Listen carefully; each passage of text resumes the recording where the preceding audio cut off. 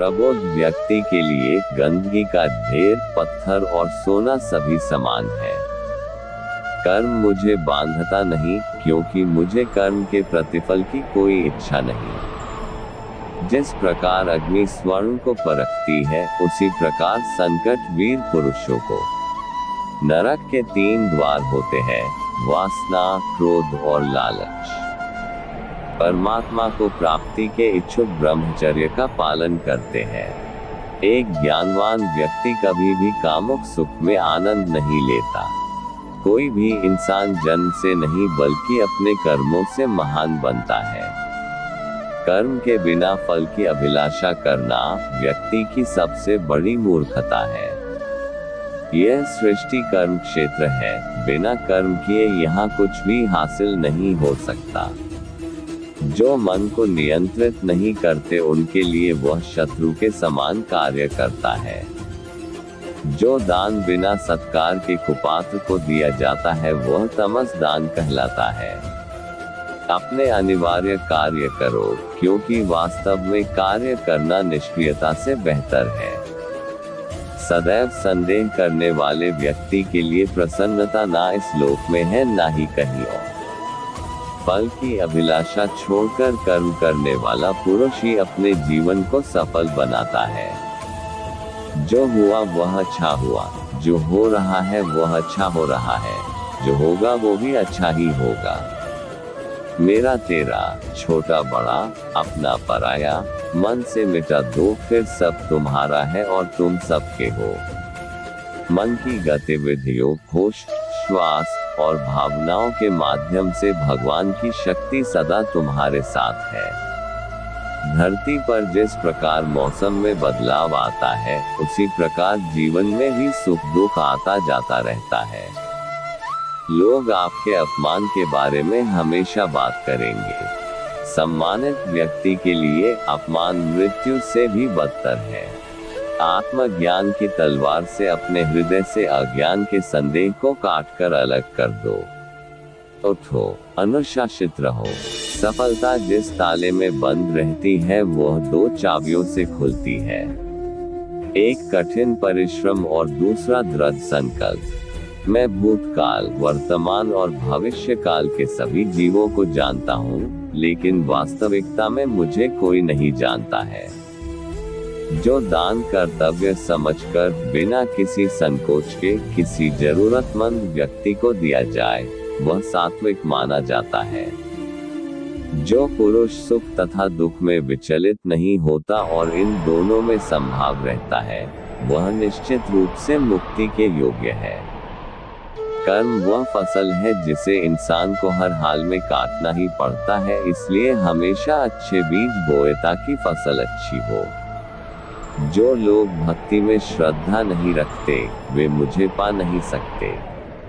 अतः वे इस दुनिया में जन्म मृत्यु के रास्ते पर वापस आते रहते हैं। मैं धरती की मधुर सुगंध हूँ, मैं अग्नि की ऊष्मा हूँ, सभी जीवित प्राणियों का जीवन और सन्यासियों का आत्मसंयम भी मैं ही हूँ। वह जो सभी इच्छाएं त्याग देता है और मैं और मेरा की लालसा और भावना से मुक्त हो जाता है, उसे शांति प्राप्त होती है। मेरे लिए ना कोई घृणित है ना प्रिय, किंतु जो व्यक्ति भक्ति के साथ मेरी पूजा करते हैं, वो मेरे साथ हैं और मैं भी उनके साथ हूँ। मनुष्य को जीवन की चुनौतियों से भागना नहीं चाहिए और न ही भाग्य और ईश्वर की इच्छा जैसे बहानों का प्रयोग करना चाहिए। मनुष्य को परिणाम की चिंता किए बिना, लोभ लालच बिना एवं निस्वार्थ और निष्पक्ष होकर अपने कर्तव्यों का पालन करना चाहिए। जिस तरह प्रकाश की ज्योति अंधेरे में चमकती है, ठीक उसी प्रकार सत्य भी चमकता है। इसलिए हमेशा सत्य की राह पर चलना चाहिए। जिस मनुष्य के अंदर ज्ञान की कमी और ईश्वर में श्रद्धा नहीं होती, वो मनुष्य जीवन में कभी भी आनंद और सफलता को प्राप्त नहीं कर पाता।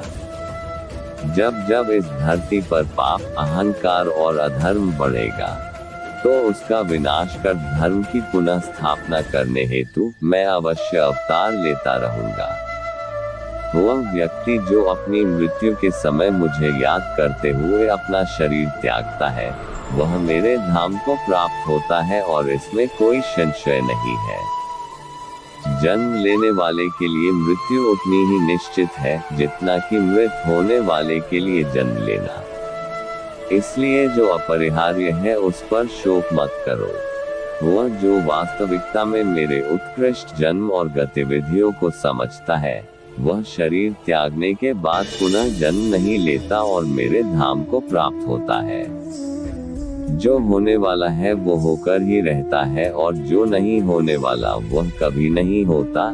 ऐसा निश्चय जिनकी बुद्धि में होता है, उन्हें चिंता कभी नहीं सताती है। अपने परम भक्तों, जो हमेशा मेरा स्मरण या एक चित्त मन से मेरा पूजन करते हैं, मैं व्यक्तिगत रूप से उनके कल्याण का उत्तरदायित्व लेता हूँ।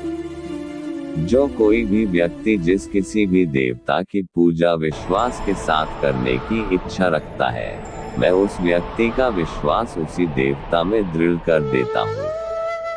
अच्छे कर्म करने के बावजूद भी लोग केवल आपकी बुराइयां ही याद रखेंगे, इसलिए लोग क्या कहते हैं इस पर ध्यान मत दो, तुम अपना कर। मानव कल्याण ही भगवत गीता का प्रमुख उद्देश्य है।